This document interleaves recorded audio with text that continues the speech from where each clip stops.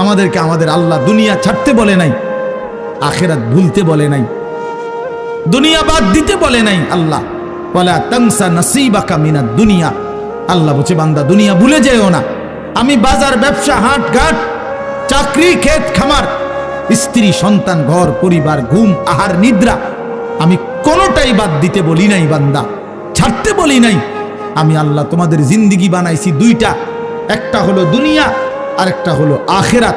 দুনিয়া তুমি কর্ম করবা আর আখিরাতের জন্য আমল করবা। দুনিয়া কর্ম, আখিরাত তোমার ধর্ম।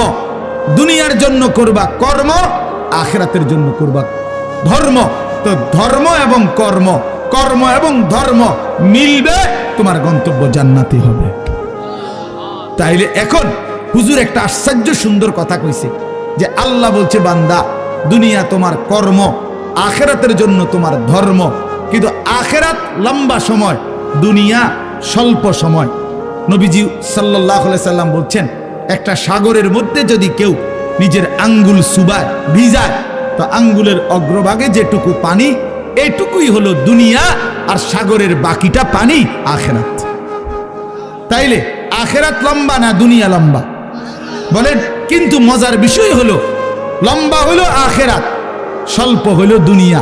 কিন্তু আল্লাহ তাআলা আমার হায়াত, আমার সময় স্বল্প দুনিয়ার জন্যই দিছেন বেশি, আর অনন্তকালের আখিরাতের জন্য আমল চাইছেন অল্প অল্প। সকাল 6টা বাজে 4 রাকাত ফজরের নামাজ, তাহলে 10 মিনিটের বিষয়। আবার দুপুর 1:30 বাজে 10 রাকাত জোহরের নামাজ, 20 মিনিটের সময়।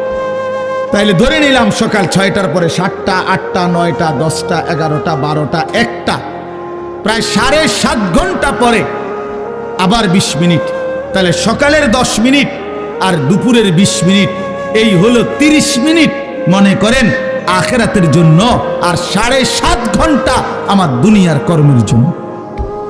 তাহলে স্বল্প সময়ের দুনিয়ার জন্য আমারে সুযোগ দিলেন বেশি, অনন্তকালের আখিরাতের জন্য আমলের জন্য চাইলেন আমার কাছে অল্প সময়। এটাও আল্লাহর জন্য আমরা দেব না?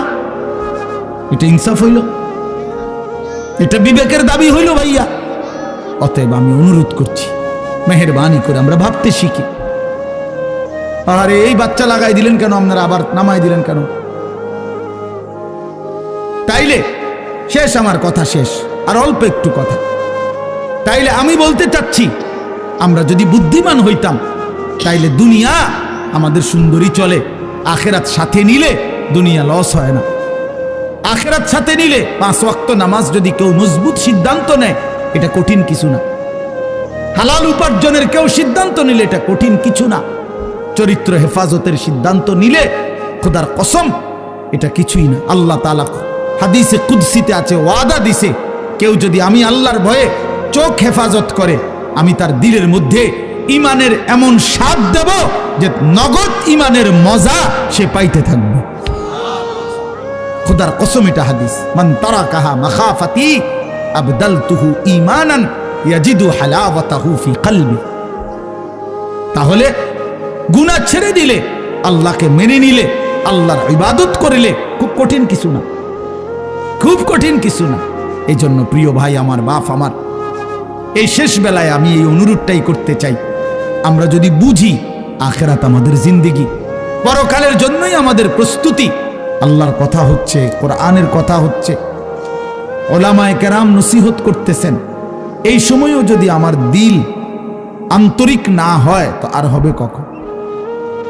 আর হবে কখন?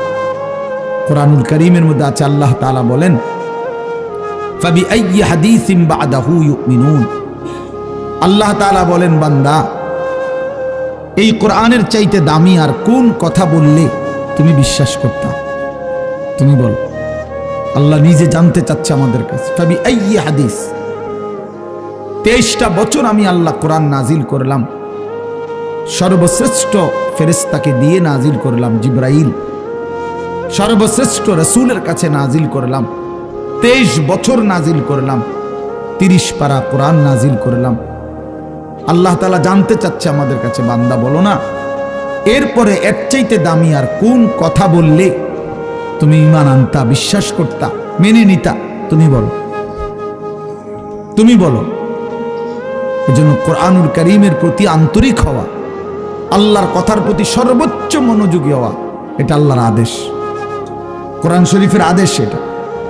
ওয়া ইদা কুরিআল কুরআনু ফাসতামিউ লাহু ওয়া আনসিতু লাআল্লাকুম তুরহামুন। আল্লাহ তাআলা কোরআনে বলছে যখন কোরআন পড়া হয় তখন তোমরা ফাসতামিউ লাহু, মনোযোগ দিয়ে শোনো, এবং ওয়া আনসিতু, চুপ থাকো, লাআল্লাকুম তুরহামুন, অবশ্যই তোমাদের উপরে রহমত বর্ষিত হবে। তাইলে দোস্ত এটা জরুরি, একজনই শুনুক, আমার কোনো অসুবিধা নাই, কিন্তু মনোযোগ দিয়ে শুনুক। গাফিল কোনোদিন লাভবান হয় না। এ খামখেয়ালি করতেছে, কেন হাসে, কেন কাঁদে। এখন মনে করেন রাত 11টা বাজে, এখন এত রাত্রে বুট খাওয়ার কি যুক্তিকতা? না কথার কথা, ইনসাফ করে বলেন। ভাইয়া মস্কারি করো না, ভাবতে শেখো। একটা বিবেক কি বলে? রাত 11টা বাজে, এটা কি যৌক্তিকতা হইতে পারে? আল্লাহর কথার প্রতি খামখেয়ালি, এই অপদার্থই থেকে যায়। এই জীবনেও কোনোদিন জিন্দেগি সুন্দর হয় না, গাফেলের জীবন কখনোই সুন্দর হয় না। এই খামখেয়ালি আর কি, অবহেলা। কোরআন শরীফে আছে, আল্লাহ তাআলা স্পষ্ট বলছেন, যত লোক জাহান্নামী হবে, সমস্ত জাহান্নামী ব্যক্তির একত্রিত পরিচয় আল্লাহ বলছেন উলাইকা হুমুল গাফিলুন, এরা মূলত গাফেল। এজন্য ভাইয়া বুট বাদামও খাইও না। আমার কত হলো